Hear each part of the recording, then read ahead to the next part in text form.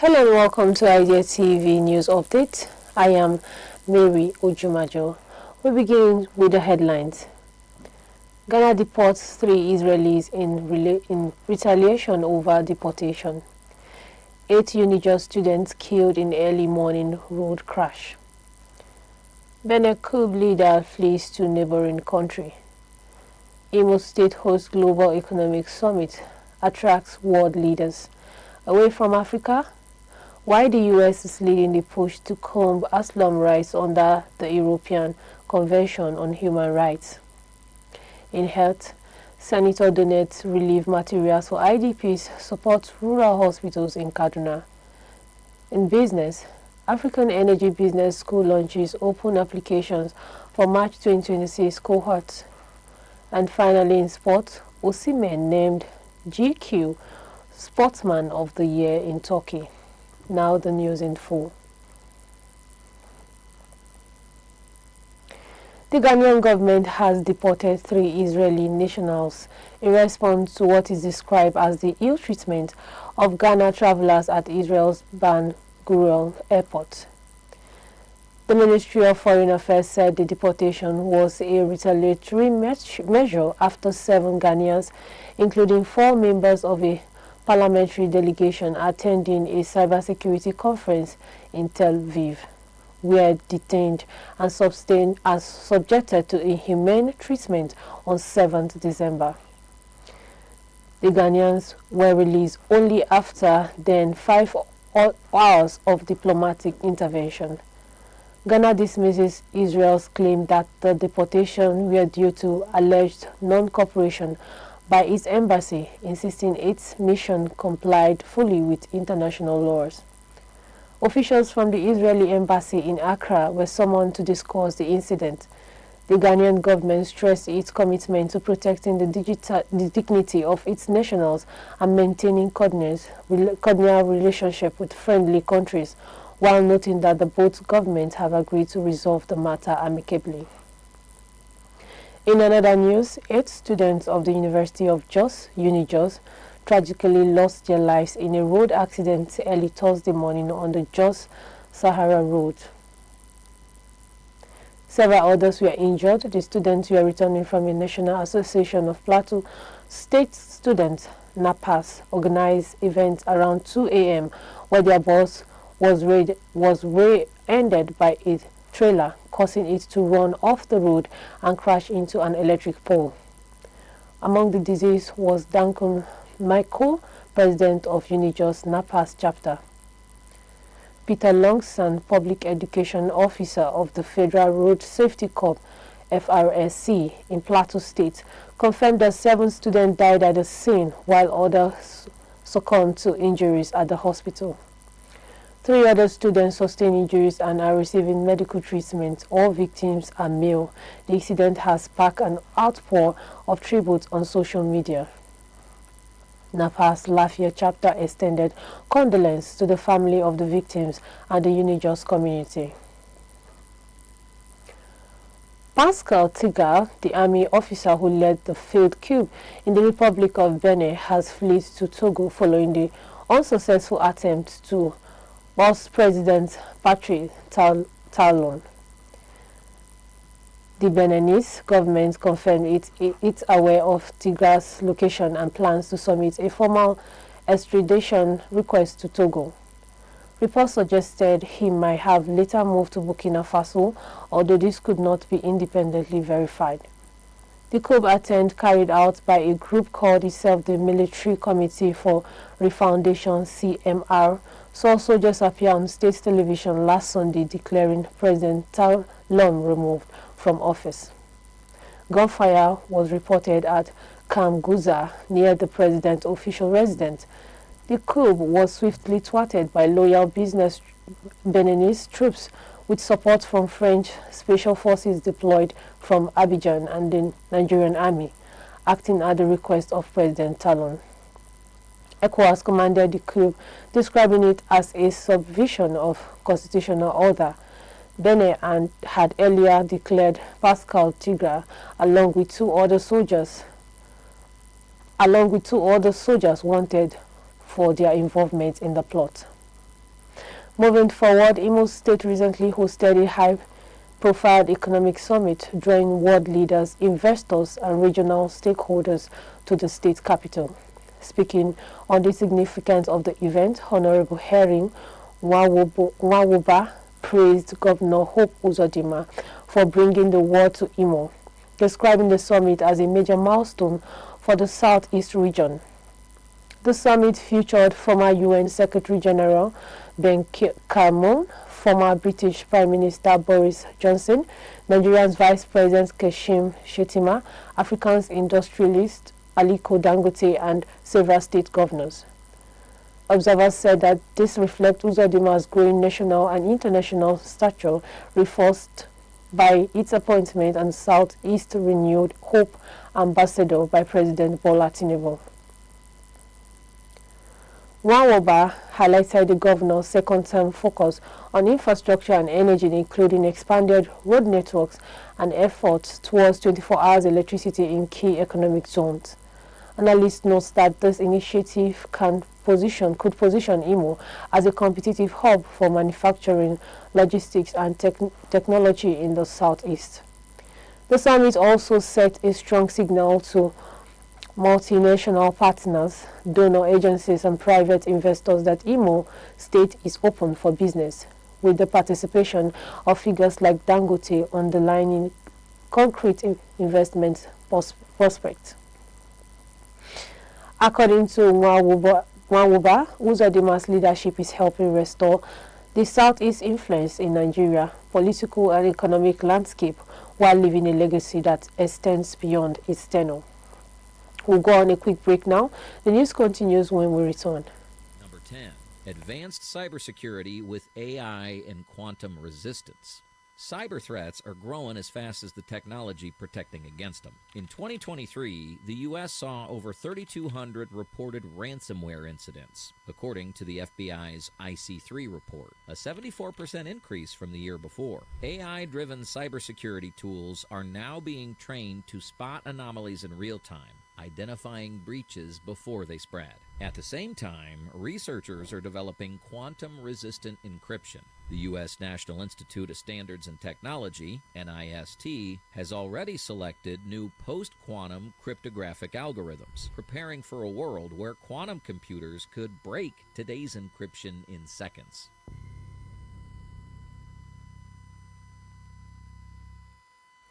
Welcome back and thanks for staying with us. The United Kingdom is at its forefront of efforts to reverse the European Convention on Human Rights, urging that the treaty created after World War II is no longer effective in addressing today's migration realities. Prime Minister Keir Starmer is pushing European partners to modernize key human rights protection that currently makes it difficult to governments to adopt undocumented migrants, especially those arriving irregularly. This comes as far-right parties gain influence across Europe and pressure mainstream leaders to take tougher position on ASYLUM. Several European leaders want changes to Article 3, which protects people from torture or inhumane treatment, and Article 8, which safeguards family life. They argue that this protection, as interpreted by courts, have broadened over time and now limits government's ability to remove people even when cases do not involve serious human risks. The UK has been dealing with rising small boats arrival across the English Channel and is under domestic political pressure to restore control over its borders. As part of this shift, British has already proposed ending automatic settlements for refugees and limiting access to benefits for those who can work. Critics warn that worsening the ECHR would expose vulnerable migrants to harm and erode long-standing human rights guarantees. Rights group accuses Starmer of adopting far-right taking points, while some Labour MPs said the move contradicts the party's traditional values. Analysts note that the biggest drive behind the UK's push is political, especially the rising popularity of Reform UK, a fair right party advocating complete withdrawal from the ECHR. Zuma hopes that a tougher stance will blunt that momentum, but experts caution that such politics risks normalizing extreme positions and may not meaningfully reduce migration pressure. In health, Senator Sunday Kutan of Kaduna South has distributed relief materials to internally displaced person IDPs in communities affected by persistent terror attack in southern Kaduna. The donation included mattresses, blankets, mosquito nets, cooking pots, stove, and hygiene items aimed at easing the hardship of families displaced by violence. In addition to supporting IDPs, the senator extended aid to rural health facilities, providing essential items to primary health care centers to strengthen basic health care delivery. His office emphasized that the initiative is part of ongoing effort to provide living conditions and healthcare access in undeserved communities across the senatorial districts. Carton called for compassion, unity, and collective action to restore peace and stability in southern Kaduna. Local leaders and beneficiaries welcomed the gesture, noting its timely impact will stressing the need for strengthening security to enable displaced residents to return home safely. And now in business, the African Energy Business School, AEBS, has officially launched and opened applications for its inaugural March 2026 cohort, making a major step in developing Africa's next generation of energy leaders. The Pan-African institution aims to bring industry, policy, and academia by offering diplomats and executive level programs covering the full energy value chain, including oil, gas power, renewable energy policy, ESG, and project finance. Founded by engineer Azazusa Victor, AEBS is designed to build a talent pipeline for professionals across Africa and the diaspora. The program will integrate technical, commercial, and strategic aspects through live video classes, intensive in-person sections, and project-based learning on real energy assets. Faculty will include senior participation, regulators, financials, and academias with extensive experience in Africa and international energy markets. Applications are open to professionals working in or seeking to transition into oil and gas power, renewable energy finance, policy, and related field. The school plans a highly selective intake emphasizing diversities in geography, discipline, and professional background. AEBS aims to become reference point for African energy capability, equipping participants with practical skills to shape the continent's energy project and drive sustainable development. In sport, Super Eagles and Galatasaray forwarders Victor OSIMHEN has been named the Gentleman Quarterly GQ Sportsman of the Year in Turkey. The 26-year-old striker received the award at a black tie ceremony in ASYLUM, recognizing his outstanding achievement in sports, including scoring 37 goals and providing 7 assists in 41 appearances during his debut season with Galatasaray, helping the club secure both the Super League and Turkish COUP titles. OSIMHEN has also been a key performer for Nigeria, contributing 6 goals in 5 World Cup qualifying games, despite missing the first 4 matches and scoring twice in the semi-finals against Gabon. An injury prevented him from playing in the decisive final against Congo, which saw Nigeria lose their World Cup play out on penalties. After receiving the accolade, OSIMHEN thanked GQ, his club, and sponsors, promising to continue giving his best for Galatasaray, Nigeria, and fans worldwide. This ceremony also honored Turkish actor as International Achiever of the Year and OSIMHEN as Woman of the Year. That's all we have for you on Idea TV. That's all we have for you on Idea TV news update. But before we go, here is a recap of the headlines. Ghana deports 3 Israelis in retaliation over deportation. 8 UNIJOS students killed in early morning road crash. Benin COUP leader flees to neighboring country. Imo State hosts Global Economic Summit attracts world leaders.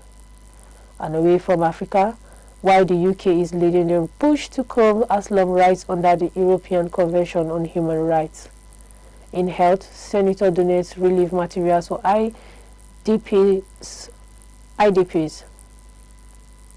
In business, African energy business launches open applications for March 2026 cohorts.